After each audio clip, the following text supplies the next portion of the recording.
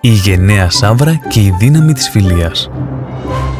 Μια φορά και έναν καιρό, σε ένα ηλιόλουστο δάσος γεμάτο καταπράσινα δέντρα και πολύχρωμα λουλούδια, ζούσε μια τεράστια Σαύρα, με πράσινο σώμα και κεφάλι κόκκινο σαν φωτιά.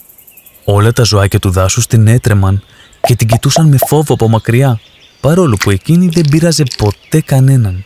Κάθε μέρα περπατούσε ανάμεσα στα δέντρα, μαζεύοντας γλυκά φρούτα για να ταΐσει τα μικρά της που ζούσαν στη ζεστή κουφάλα ενός γέρικου δέντρου.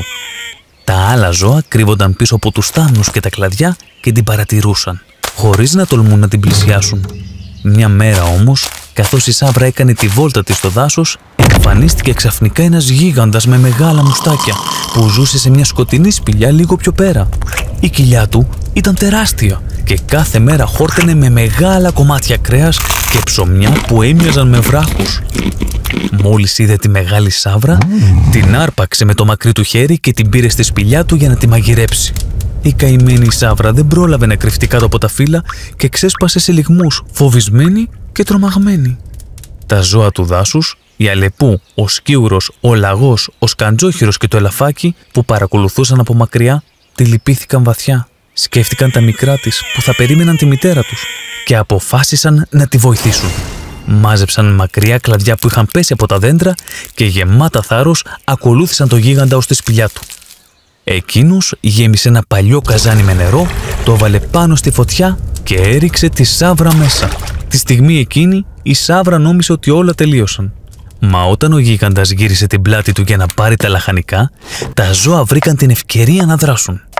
Όρμησαν με τα κλαδιά τους, αναποδογύρισαν το καζάνι και έριξαν τα κλαδιά στη φωτιά. Η Σαύρα τινάχτηκε έξω από το νερό και έτρεξε να σωθεί. Ο γίγαντας, βλέποντας τη ζημιά που του έκαναν, έπιασε το κεφάλι του από την απογοήτευση και έμεινε να προσπαθεί να σβήσει τη φωτιά, ανήμπορος να κυνηγήσει τα ζώα.